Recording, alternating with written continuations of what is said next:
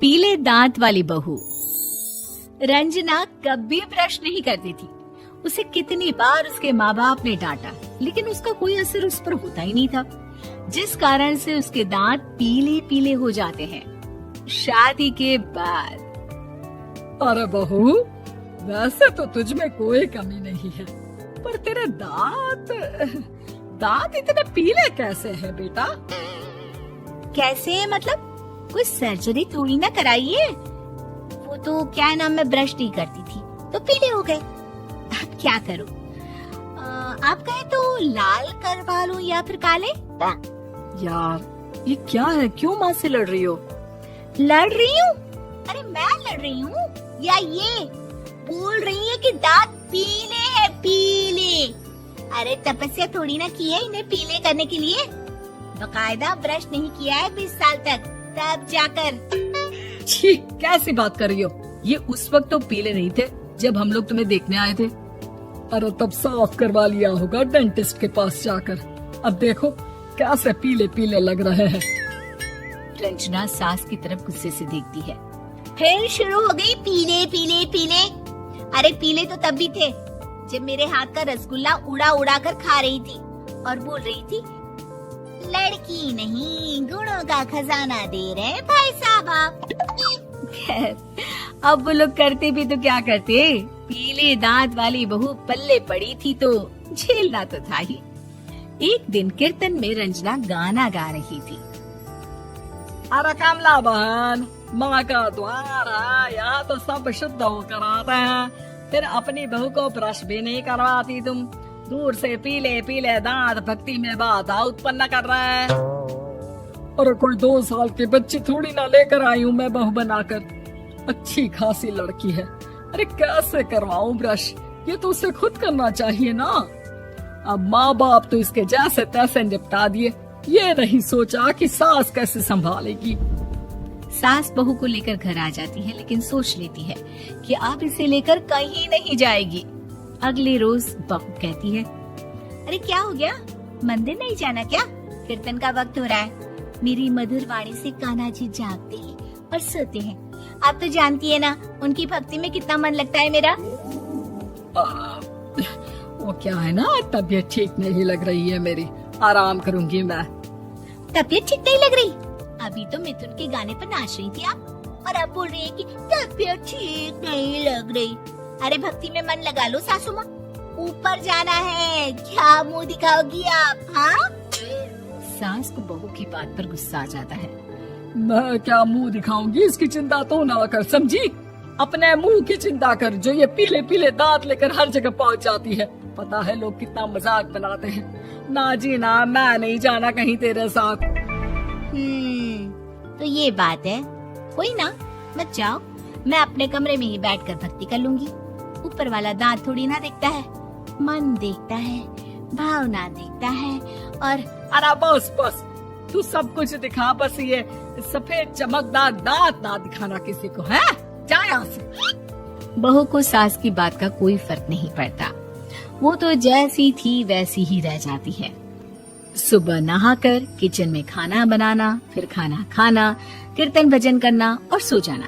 एक दिन, माँ जी मैं सहेली के घर जा रही हूँ, शाम को लेट आऊंगी।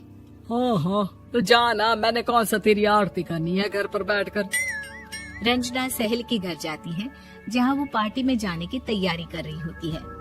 अरे शिखा, कहाँ जाने की तैयारी कर रही है? मैं गलत वक्त पर आ गई क्या? अरे नहीं यार, उल्टा सही वक्त पर आई है। मैंने ये साड़ी और ज्वेलरी निकाली है यार, शाम को इनके ऑफिस की एक पार्टी में जाना है। बताना कैसा लग रहा है ये सब? नहीं यार, इस ड्रेस के साथ तो वो वाली ज्वेलरी अच्छी लगेगी। हाँ हाँ सही बोल रही है, मैंने ध्यान ही नहीं दिया। वैसे तो हमेशा से मस्त फैशन सेंस रखती है। तो बड़ा जाती होगी ना पति के साथ पार्टी में। रंजना कुछ नहीं बोलती, बस सोचती है कि यार काश ये बात सही हो जाती, पर मैं क्यों नहीं जाती पार्टी में? क्या इन लोगों की कोई पार्टी होती नहीं होगी? रंजना घर आती है और रात में पति से सवाल करती है, एक बात बताइए, आप मुझे किसी पार्टी में क्यों नहीं ले जाते? क्या आपकी यहाँ ऑफिस में पार्टी नहीं होती? पति बेचारा क्या कहता कि दांत पीले हैं तुम्हारे इसलिए।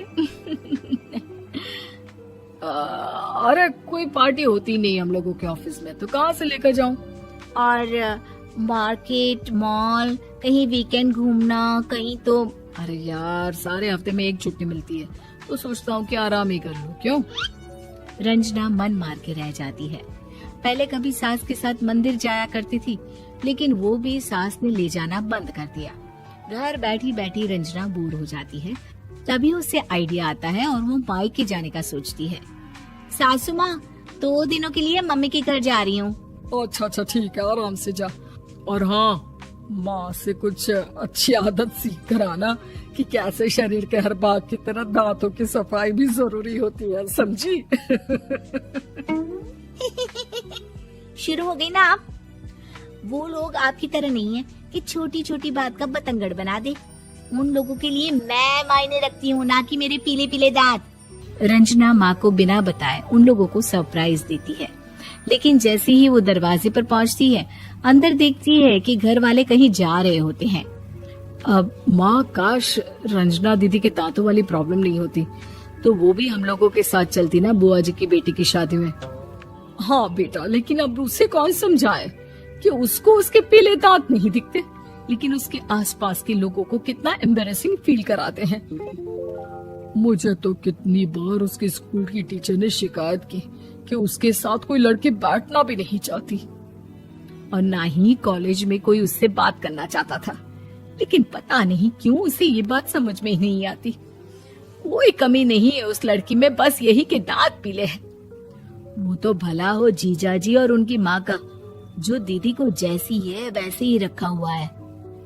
रंजना को अपने घर वालों की बात सुनकर बहुत दुख होता है। वो सोचती है कि वो क्या करे, लेकिन फिर वो सीधा डेंटिस्ट के पास जाती है, अपने दांत चमकाती है और कसम खाती है कि वो रोज ब्रश करेगी। अरे क्या हो गया? तुम तो 2 दिनों के लिए गई थी ना?